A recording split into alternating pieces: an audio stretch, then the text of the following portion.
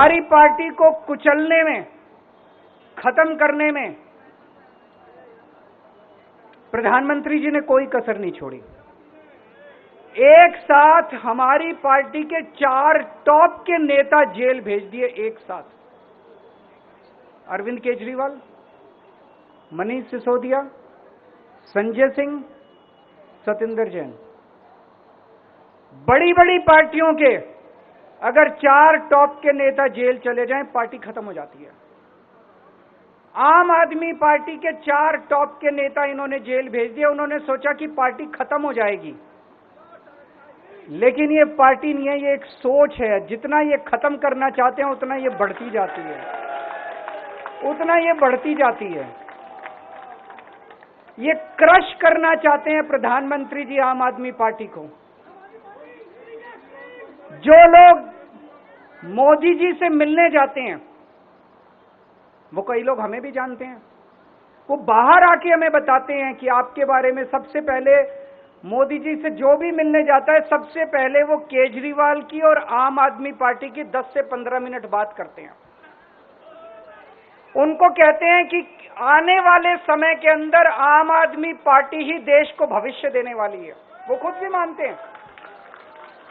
इसीलिए वो चाहते हैं कि आज ही आम आदमी पार्टी को बढ़ने से रोका जाए, इनको कुचल दिया जाए। ये तानाशाही है। एक बेहद खतरनाक मिशन चालू किया हुआ है प्रधानमंत्री जी ने, बहुत ही खतरनाक।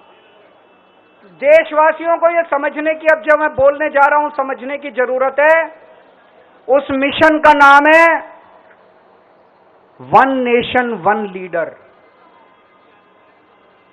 देश के सारे नेताओं को खत्म करना चाहते हैं मोदी जी, और इसको 2 स्तर के ऊपर इस मिशन को चला रहे हैं। जितने विपक्ष के नेता हैं उनको जेल भेजेंगे, और जितने बीजेपी के नेता हैं उनको सबको निपटा देंगे। उनकी राजनीति खत्म करते जाएंगे, उनको सबको निपटाते जाएंगे। विपक्ष के अंदर आज इन्होंने मनीष सिसोदिया को जेल भेज दिया, संजय सिंह को जेल भेज दिया, सतिंदर जैन को जेल भेज दिया, केजरीवाल को जेल भेज दिया, हेमंत सोरेन को जेल भेज दिया, ममता दीदी के कई मंत्रियों को जेल भेज दिया, स्टैलिन के कई मंत्रियों को जेल भेज दिया, केरला के सीएम के पीछे पड़े हैं। अगर ये चुनाव जीत गए, मेरे से लिखवा लो एफिडेविट के ऊपर, थोड़े दिन के बाद ममता दीदी जेल में होंगी, तेजस्वी यादव जेल में होगा, स्टैलिन साहब जेल के अंदर होंगे, पिनरई विजयन जेल के अंदर होंगे, उद्धव ठाकरे जेल के अंदर होंगे, जितने विपक्ष के नेता ये सारे जेल के अंदर होंगे। अगर ये चुनाव जीत गए, इन्होंने बीजेपी का एक नेता नहीं छोड़ा। आडवाणी जी की राजनीति खत्म कर दी इन्होंने, मुरली मनोहर जोशी की राजनीति खत्म कर दी, सुमित्रा महाजन की, शिवराज सिंह चौहान जिसने मध्य प्रदेश का चुनाव जीत के दिया इन लोगों ने, शिवराज सिंह चौहान ने उसको मुख्यमंत्री नहीं बनाया, उसकी राजनीति खत्म कर दी। वसुंधरा राजे की जो राजनीति खत्म कर दी इन्होंने, खट्टर साहब की राजनीति खत्म कर दी, डॉक्टर रमन सिंह की राजनीति खत्म कर दी। अब अगला किसका नंबर है? योगी आदित्यनाथ। अगर ये चुनाव जीत गए, मेरे से लिखवा लो, 2 महीने के अंदर उत्तर प्रदेश का मुख्यमंत्री बदल देंगे ये लोग। योगी आदित्यनाथ की राजनीति खत्म करेंगे, उनको भी निपटा देंगे ये लोग। यही तानाशाही है दोस्तों। वन नेशन वन लीडर ये चाहते हैं, एक ही तानाशाह इस देश के अंदर बचेगा, एक ही तानाशाह इस देश के अंदर बचेगा। ये लोग इंडिया गठबंधन से पूछते हैं, आपका प्रधानमंत्री कौन होगा? मैं बीजेपी से पूछता हूं, आपका प्रधानमंत्री कौन होगा? आप लोग सोच रहे होंगे केजरीवाल क्या बात कर रहा है, मोदी जी होंगे। नहीं, मोदी जी अगले साल 17 सितंबर को 75 साल के हो रहे हैं।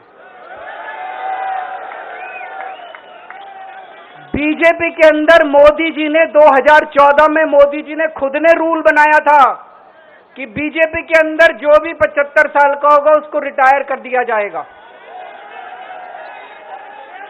सबसे पहले आडवाणी जी को रिटायर किया गया, उसके बाद मुरली मनोहर जोशी जी को रिटायर किया गया, फिर सुमित्रा महाजन को रिटायर किया गया, फिर यशवंत सिन्हा को रिटायर किया गया। अब मोदी जी अगले साल 17 सितंबर को रिटायर होने वाले हैं। तो मैं बीजेपी से पूछना चाहता हूं, आपका प्रधानमंत्री का दावेदार कौन है? दोस्तों, अगले साल 17 सितंबर तक अगर इनकी सरकार बनी, तो उस पे भी आऊंगा मैं, अगर इनकी सरकार बनी तो पहले अगले 2 महीने में योगी जी को निपटाएंगे ये, और उसके बाद मोदी जी के सबसे खास अमित शाह को ये प्रधानमंत्री बनाएंगे। तो मैं लोगों को, देश के लोगों को आगाह करना चाहता हूं, मोदी जी अपने लिए वोट नहीं मांग रहे, मोदी जी अमित शाह को प्रधानमंत्री बनाने के लिए वोट मांग रहे हैं। मैं पूछना चाहता हूं मोदी जी से और अमित शाह जी से, ये मोदी की गारंटी पूरी कौन करेगा? मेरा अपना मानना है, और सट्टा बाजार में भी जो चल रहा है, इनकी 220 से 230 के बीच में सीट आ रही है, उससे ज्यादा सीट नहीं आ रही है। मोदी सरकार नहीं बन रही है, केंद्र में इंडिया गठबंधन की सरकार बन रही है। आम आदमी पार्टी उस सरकार का हिस्सा होगी, दिल्ली को पूर्ण राज्य दिलाएंगे। दिल्ली का एलजी लोगों का एलजी होगा, दिल्ली का एलजी दिल्ली वालों का एलजी होगा। गुजरात से आया हुआ है अभी, दिल्ली के लोगों का एलजी होगा, दिल्ली के लोगों का विकास होगा। कि मैंने सीएम पद से इस्तीफा क्यों नहीं दिया जेल जाने के बाद? दोस्तों, पिछले 75 साल में भारतवर्ष में इतने राज्यों के चुनाव हुए, इतने राज्यों के चुनाव हुए, दिल्ली के अंदर सबसे ऐतिहासिक बहुमत से आम आदमी पार्टी जीती, 55-56% वोट, एक बार 67 सीट, एक बार 62 सीट। इतने भारी बहुमत से आज तक कोई राज्य की सरकार 75 साल में नहीं जीती। इतने भारी बहुमत से जीतने के बावजूद झूठा केस, अब उनको पता है वो हमें हरा नहीं सकते दिल्ली के अंदर, उन्हें पता है अगले 20 साल तक दिल्ली में आम आदमी पार्टी को कोई नहीं हरा सकता। तो उन्होंने एक षड्यंत्र रचा, राजनीतिक षड्यंत्र रचा। केजरीवाल को झूठे केस में जेल भेज दो, केजरीवाल को इस्तीफा देना पड़ेगा, केजरीवाल की सरकार गिर जाएगी। उन्होंने यह षड्यंत्र रचा। मैंने कहा मैं भी इस्तीफा नहीं दूंगा।